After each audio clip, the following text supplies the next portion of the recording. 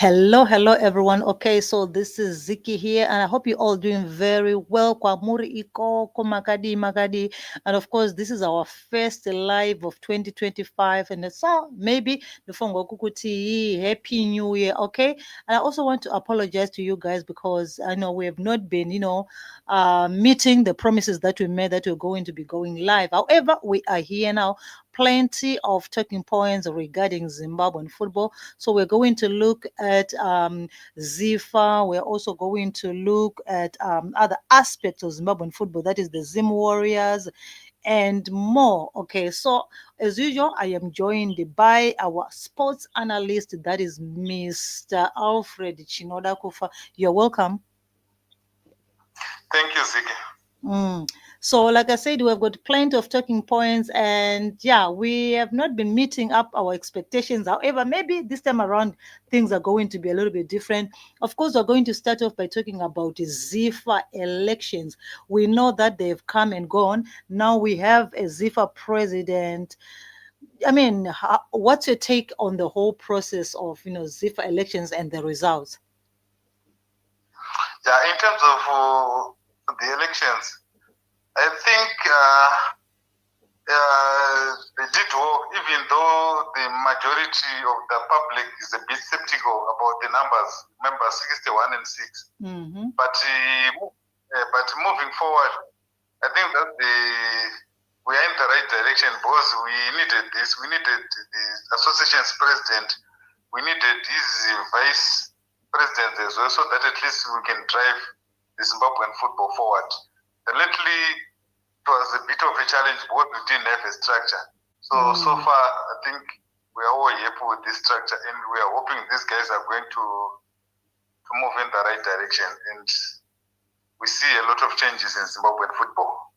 Yeah, speaking of which, we were talking about Mr. Ncobile Magwizi being nominated, or maybe being elected as the president. Of course, the numbers speaking for themselves. He received 61 votes compared to to some other numbers. However, also we know that coming into these elections, people are saying, well, we want a footballer, someone who has been in the game, this and that. And of course, however, we saw one of the renowned footballer, that is Makwingi Somapiri, receiving 0 votes.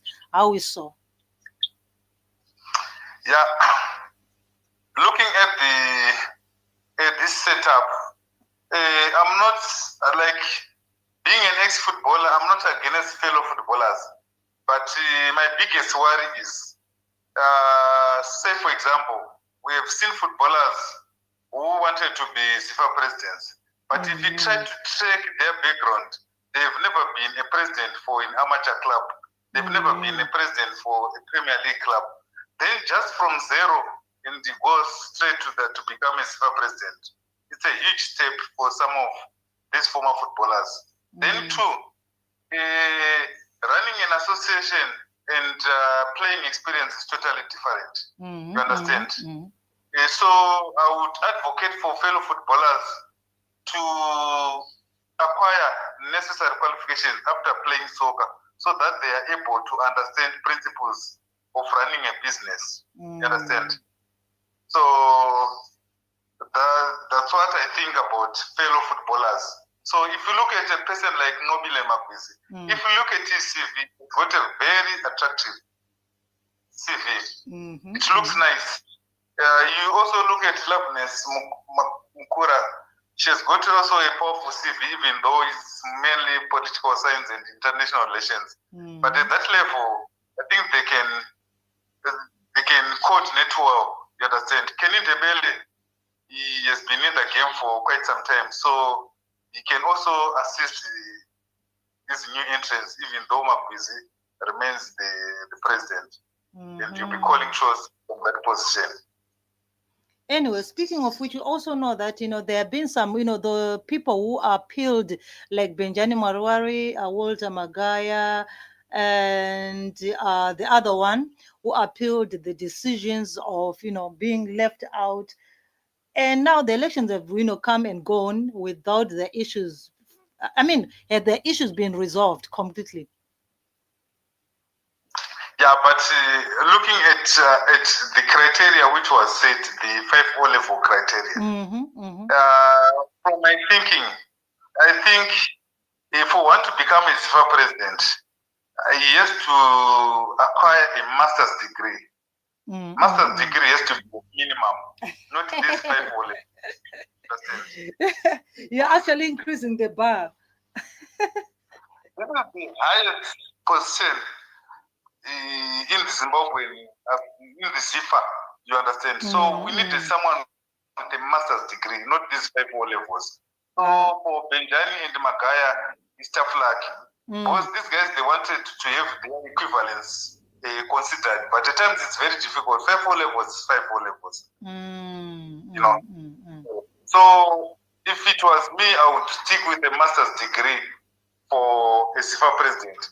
And if you check, these guys, Mobile Loveness and Kenny Debele, they're somewhere up there. So if you've got such learned guys at the top, we're just hoping they're going to turn around the fortunes of Zimbabwe football. You understand?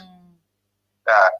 Okay, now that that one has been come and we've already put it aside, you as a former footballer yourself and also understanding much of football, what are the specific areas you think this ZIFA leadership should start to focus on or maybe to prioritize? Yeah, firstly, they need to set up proper structures from the head office up to the provincial areas. You understand? Yeah, they need proper structures. Proper structures. People being selected based on merit, not on loyalty. You understand? Okay. Then from there, the issues to do with stadium, they also need to consider that. You understand? Yeah, because it has been an issue. Because most of the time we've been playing in South Africa, we've been playing in Botswana. So are starved of international football. So they need also to make it quick in terms of procuring these bucket seats and stuff and other requirements. Yeah, from the Confederation of African Football. Yeah. Well, I think also when it comes to the issue of preparation and everything, now that we know Zimbabwe has been put in Group B of AFCON. I mean, what do you make of that group where we have South Africa and Egypt, Angola? Yeah, it's a tough group on paper, Siki.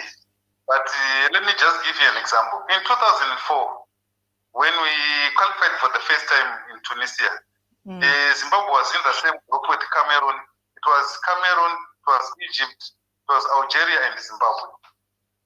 Remember? So that group, we managed to win one game against Algeria. Then in 2006 in Egypt, Zimbabwe was in the same group as Senegal, Nigeria and Ghana. And we managed to win against Ghana, a 2-0 victory. So based on those, I think we need to improve from that so that at least we can manage to reach the knockout phase. You understand? We've brought in this white guy, Michael needs to coach our national team. Yes. Michael needs to coach our national team. So if our local coaches like Sandy Chizambwa and Charles Mklauri, even Norman Mapesa managed to win, in that Nations Cup which was played in Cameroon at that time, get one victory out of these 3 games. So for Michael Nice, I think we expect him to move a step further, so that at least we get to reach the knockout phase. Yeah, exactly. Yeah, it's a very, very interesting group, especially looking that we have South Africa, Bafana. It's quite interesting to see how everything is going to be, and especially when you also want to look at the Zimbabwean squad. Yes. Okay. Now, speaking of which, again, we like I said, we really want to be a little bit quick with our streaming. Let's just look at all these topics briefly because This is just a preparatory one. We're going to be getting into detail as time goes on. Now that also, there are now preparations for the upcoming season, and we've seen a lot of movements, especially of some other players, leaving their teams, going to Scotland. Okay, most of these seasoned players, they've now migrated to Scotland. We can even also talk of players like Kama Billiard themselves. Should we say money talks? Yeah, I think for footballers, I think they need to capitalize once they are still playing. Because a football career is a very short career, understand? So if Scotland is doing that, I think I'm happy because some of these guys, they are able to buy stands, and they are able to build houses so that at least after football, they've got something to fall back on. But my arguments remain the same. I believe footballers need to acquire some skills, you understand? Not necessarily a degree, not necessarily a diploma, but there's some vocational training where someone can train as a mechanic so that after football won't be a pain for these footballers. But looking at our structure here in Zimbabwe, it's always a challenge for these guys to go at vocational training centers like Masasa Training Beru.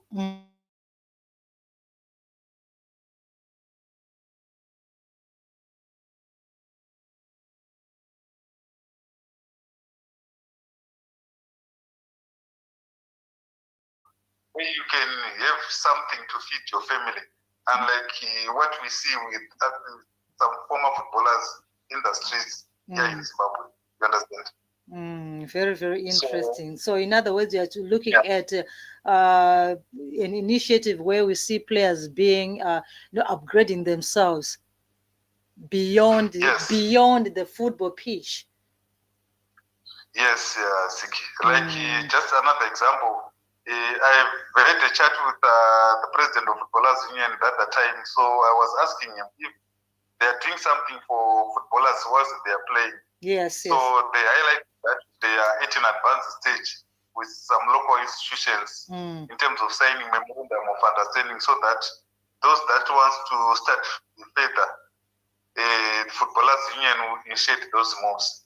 So like what I was saying, not all footballers want to do degrees, not all footballers want to do diplomas, but others, they can train, like what I was saying, motor mechanics, they can train as a bricklayer, they can train as a welder, they can train as a panel beater, because they are having the money, you understand? At the moment they are getting the money, they need to utilize that opportunity. But our local footballers, they need education. You understand? Once they get the money, they get excited, they buy cars, they start moving around, staying in flats. You understand? Exactly. Without considering the life after football. Because you know what happens with these clubs? At the moment, they are a hero, but the next day when you get injured, you see these clubs not paying attention to injuries and stuff. So they need to learn from past experiences. Yeah, I think we have seen it happening in with some yesteryear footballers, and even just some artists and all this kind of stuff, where we see them later on in life, they're struggling, they've got nothing to fall back on. Especially football, I think it's a little bit tricky in the sense that people get injured anytime, anything can happen, and you are out. and money won't be coming back to you anyway. Now also we want to see it, Zimbabwean football as well. We can see that it's getting into some exciting era these days. We have seen plenty of academies for football coming up. We've seen a lot of people getting interested in football. Why now? Has it always been like that, or why now? It seems like there's a lot of players now getting into football. Yeah, I think the fact that Zimbabwean clubs are paying in US dollars, I think it could be a factor why we are having these foreign players coming in Zimbabwe. You understand? Yeah, if you look at the rate at the rate US dollar versus Malawian kwacha is too huge a gap. So when a player from Malawi comes to play in here, at least you benefit something. When you see a player from Uganda, like Yada has got that goalkeeper is from Uganda. When you see such a scenario, they will be benefiting. You understand? Then another reason is these guys from Uganda is from East Africa. Then you see Cameroon, West Africa. So maybe they will be trying to use Zimbabwe as a stepping stone to get into South Africa. You understand? Yeah. Could be another reason where they come through Zimbabwe. Then from Zimbabwe, they get into South Africa where they get some lucrative contracts. And then from South Africa, that's when they can go to various countries in Europe. Yeah, I think that is also an issue. You have actually pointed out a very, very interesting scenario where some players will use, like, if they're called up to come and play in the Zimbabwean league, they are already, outside of their own countries. They also, Zimbabwe also is focused on by, South Africa, and South African league is also one of the best in Africa. So with that, I think, you have pointed out really an interesting aspect of the whole issue that you are seeing happening right now. Yeah, that's very true. Yeah. Now, also, we have seen that in the Zimbabwean football, we also have some newcomers coming in, especially those teams that have been promoted into, the first division, into the league. And also, interestingly, we are also seeing that Southern Division, which we saw the two teams coming together, merging, and now the other team is going to be playing in the league this coming season. Was it a wise decision? Or is it a permanent thing?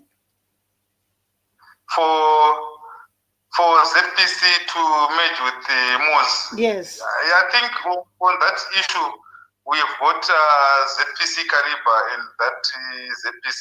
So yes. From my understanding, I think it could be an issue to do with resources. Yeah, because running a Premier League club, I think per season from the research I made, you may need a minimum of 700,000. Everything being equal, you need a minimum of 700,000 for a Premier League club for one season. But my biggest worry is, Ziki, we used to have learned people like Farai Jerry and our new ZIFA Vice President, Kenny Ndebele. You understand? For one to win the Zimbabwe Premier League, the team would pocket 100,000. Get it? But the budget of that club is 700,000 this season. And here in Zimbabwe, we only have got two trophies. There was the Chibuku, the Premier League. And the Premier League. You understand? Chibuku is somewhere around 25,000. Then the Premier League is 100,000. So if one club manages to scoop both cups, so it will be around 175,000. This is 700,000. So at times running a club in Zimbabwe is not viable. If you look at Scotland, I think Scotland is somewhere around 2.5 million. Yes. You understand? They want to run it in a very, very professional way. They do. But they are competing for 100,000, Ziki. You understand? Yeah, I can see the scenario. Winning a Premier League is worth 100,000. So with this new leadership, the new ZIFA, and I understand soon will be having the new PSO leadership. They need to engage more corporate so that at least we have more trophies. Like yesterday, where we would have the PSO, the league. Yes. Where we would have the Cup, where we would have the ZIFA Cup. And various trophies in one season. You understand? Wow. But right now, so the biggest challenge is a club has got a minimum budget of 700,000 per season. Then they are playing for 100,000. You understand? So I think this is when sponsorship is very, very important for these teams. Exactly. And now also for some of these teams, it's a challenge for them to get sponsorship. Therefore, it's like I think these are some of the issues where we end up seeing players, not getting proper facilities, players not getting proper salaries, or sometimes having problems of not receiving bonuses and stuff. Yeah, that's very true. Because if you look, I just want to give one example. For these new entrants, we have got Quebec, we have got Triangle, we have got Moss, and we have got Scotland. Yes. Of the quartet, Scotland is in its own world. No, that one is because of the financial muscle. Then Moss also has got a decent financial backing. Yes. But when you look at a club like Quebec, I read about them parting ways with the guy who was the head coach, Prince Mator, and they brought in Socha Minoka. So from that general thinking, it could be issues to do with money. You understand? Yeah, it could be issues to do with money. Yeah, money runs everything, especially in football. Money, yeah, exactly. Yeah, it could be issues to do with the money. Well, but then if you also want to look at it, the issue of saying that there is a team that is extremely funded, a team that is extremely funded going against the teams that are, a little bit struggling. And we also understand the issue of, money being used the way it's not supposed to be used to influence, some results in these games. Are we foreseeing something like that happening?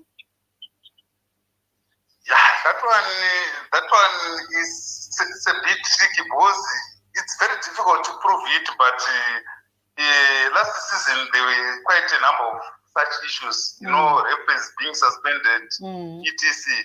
But I think the coming in of this new leadership, we are hoping they are going to arrest all those issues. Yeah, that's my thinking. We've had issues last season. We've had issues of Islanders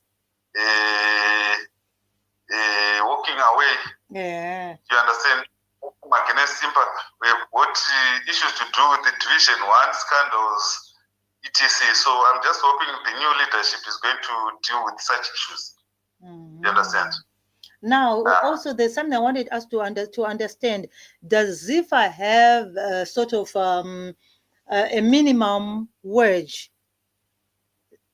for players? That one is a bit tricky, Ziki. That one, it can happen in very, very professional leagues. I just want to give an example. Scotland at the moment is said to be paying well. You understand? Yes. So a player earning a minimum salary in Scotland, say for example, you'll be earning say for example $800. Then maximum they can spend. But if you go to a club like Quebec, you understand, or a club like Triangle, you understand. Yes. I know Triangle is sponsored by the company, but at times certain salaries you can't have an employee at Triangle earning less, footballers earning much. That's when you see some industrial actions in this company. So they need to balance. You understand? Yeah, exactly. Yeah, so it makes a little bit of it's a complicated thing. It's a complicated thing altogether. But anyway, as we move forward, we also understood that, when we call there's a particular story that, trended some few days ago, where we saw Dynamos appointing Ronald Gidiza Banda as their team manager. And of course, some other Dynamos legends quoted, reportedly not being satisfied with the appointment of Sibanda. Yeah, that one I read about it. But Dynamos should take a very professional approach, like what's happening in other clubs. Dynamos should have a department, a recruitment department, where they should have called quite a number of guys for that team manager's position. They do a fair discrimination. They do interviews, then they bring in the best from that. Even if they wanted Ronald Spanda, but they should have managed that in a very, very professional way. But you look at what they did. It was just a phone call. Then the next day, the guy is signing a contract. So they need to take a very professional approach, not this archaic approach they are taking. Dynamo is a very big club. They need to have systems. They need to have structures to manage such situations. Then for Ronald Spanda, it's also good for him to be a team manager for Dynamos, but he also has to understand a political dynamism at Dynamos. Yeah. You understand? There is politics around that club. But him being a guy from Blawayo, I think he needs to learn that. You understand? Oh, yeah, I think that is also another issue that was pointed much, in terms of him not being. What I didn't understand is some arguments were that he is not really much of a Dynamos legend. Is that so? Yeah, that one here in Zimbabwe, there's a challenge. We don't have a definition of a legend. You understand? There was one argument at the time when Brazilian legends came to play Zimbabwe here. You understand? Lazarus Mwani, former national team midfielder, he was caught in media complaining about a guy called Ashley Rambanepas, who was also called in that. Lazarus Mwani was not part of those legends, but he was querying. He was arguing about why Ashley Rambanepas was called for national team. But Lazarus Mwani was mainly popular after scoring an all-important goal against Mali National Stadium. But when you look at Ashley Rambanepas could have played more games in the national team than Lazarus Mwani. So here in Zimbabwe, the definition of legend is still an issue. People don't know what's the meaning of legend. Because the other guys were saying Ronald Spanda was not part of the 1998 squad, which reached the final of. So they were saying it's not a legend. But to me, it's debatable because we don't have the definition of a legend here in Zimbabwe. So in other words, any player who played yesteryear and is still available is depending with which team, or is it a national team legend, or what particular team legend. That's how it is defined, but it's not like clearly cut. It's just about the each team making their own variations. Yeah, exactly. I think that way. Yeah, because Ronald Spanda also played a key role for Dynamos, but this legend thing, it's not yet clear. But for the team manager's role, what I would urge these former players, they also need to start. It's no longer about old days. We need to move with the time. These days, football is now scientific. You can't just have a team manager who doesn't have anything, who is just there, who is just dealing with the finances only, without adding value to. Exactly. So that's what I think about former footballers. They need to take to do those courses and add value to the clubs, so that at least we improve our game here in Zimbabwe.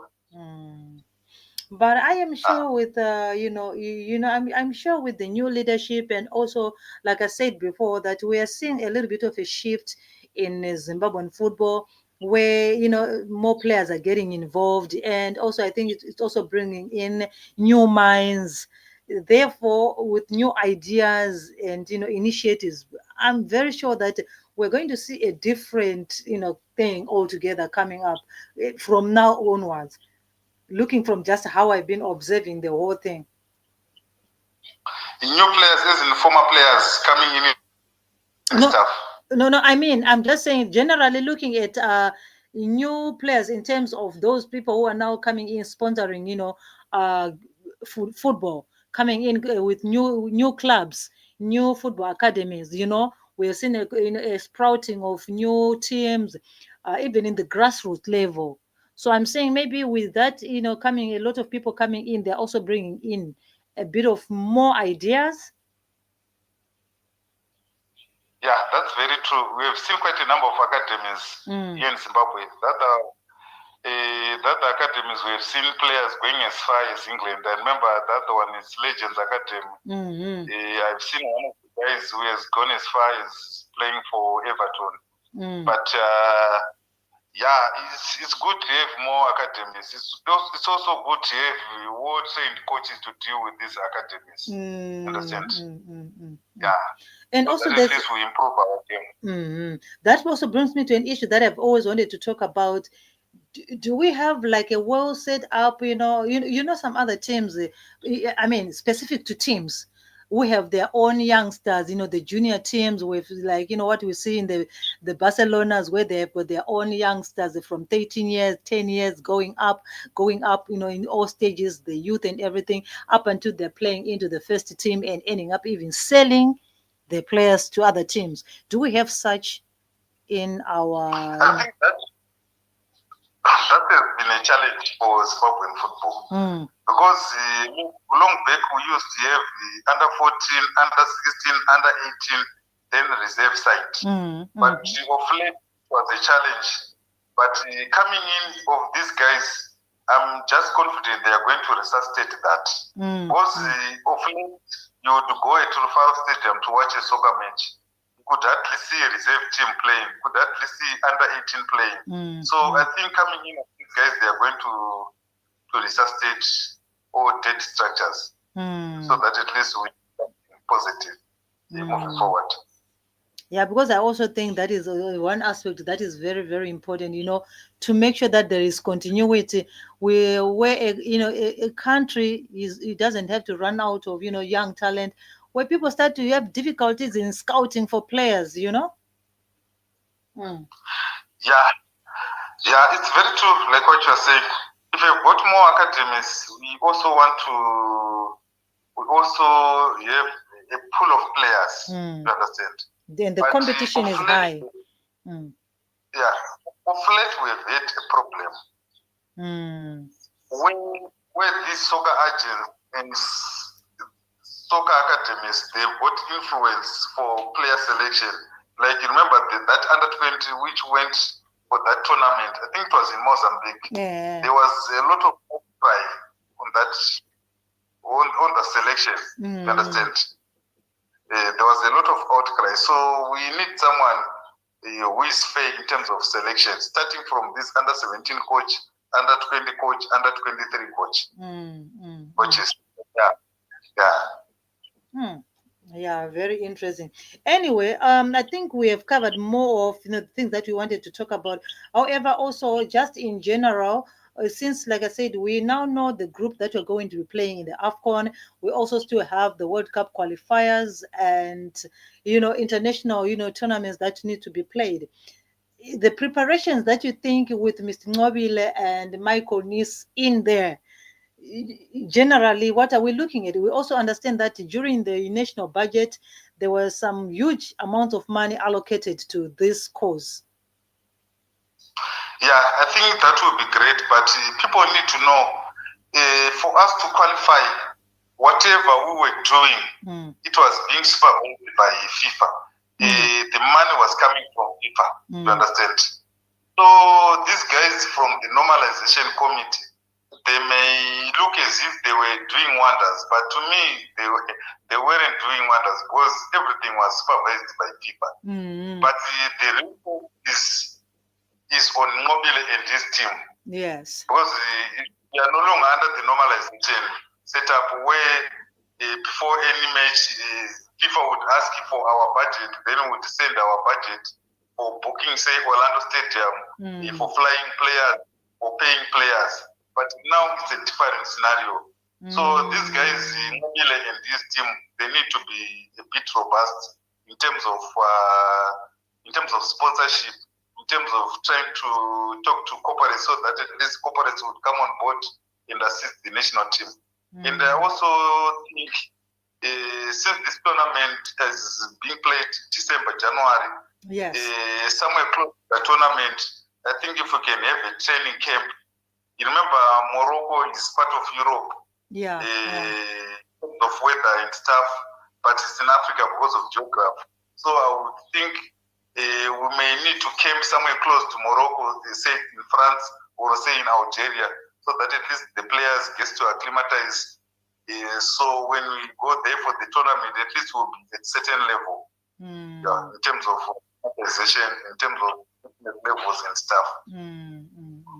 Yeah, I think that is also a very, very important aspect of especially preparations for tournaments like the AFCON. I mean, we have seen it even the last time we saw quite a number of teams, some teams traveling to Europe, different places, for them to acclimatize themselves to, to and prepare themselves for the upcoming games. But anyway, now that we have covered almost everything, I'm sure that in our next discussion, there's still some more issues that we need to look at, just now particularizing on a topic that we're going to be looking at, depending on what is going to be coming up in the Zimbabwean football. Like I said, it's now ripe, there's a lot of action happening, looking forward to the upcoming season. We are seeing transfers happening. I think we also need to focus on that as well, to see which player left where and where are they going, and what is happening to the teams that are losing, that lost players. Because I think we have teams like Zimbabwe, I think they lost quite a number of their players, seasoned players, and how that is likely to affect them in the upcoming season. I think all those ones, we're going to include them in the upcoming discussion that we're going to be having. But I think for now, we have covered everything that we know was there on our agenda to talk about. So I think I can just say, if you've got anything else maybe that you just want to add from what we have already spoken about, then you can do so before we leave. I think everything, we've covered everything. Anyway, so it's yeah, I don't like to keep you long here. I know that you'll be tired also coming from work and stuff. So thank you so much for your time, and I hope to have you again next time. So thank you and goodbye. Goodbye. Thank you. Okay. Bye-bye. Bye.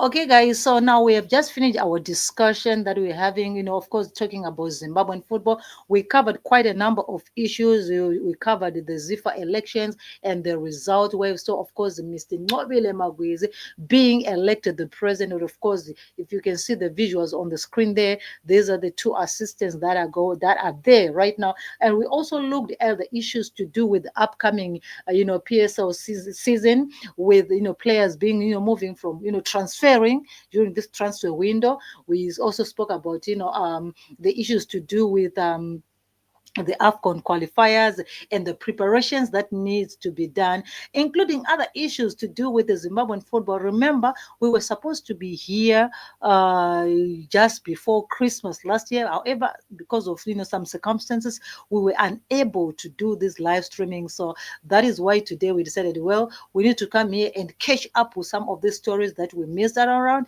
And so that when we continue from now going onwards, we're going to be able to, have more of these stories that we're going to be covering now day by day and week by week, looking at all these stories. However, we're also going to be looking at another aspect of football that we're going to be covering. And this one, I'm going to do it with a different analyst altogether. We're going to be bringing you another issue to do with different other leagues, not necessarily Zimbabwe. This one we're focusing on Zimbabwe football. We're also going to look at football with other leagues, all right? So thank you so much for joining me. Of course, like I said, we were talking Zimbabwean football. However, don't go anywhere, because we are preparing to come back again. This time around, looking at all the other leagues that are, the European leagues and different other aspects of football in general. My name is Ziki, and for those of you who follow us everywhere where we go, where we are, you are all welcome. Until then, take care.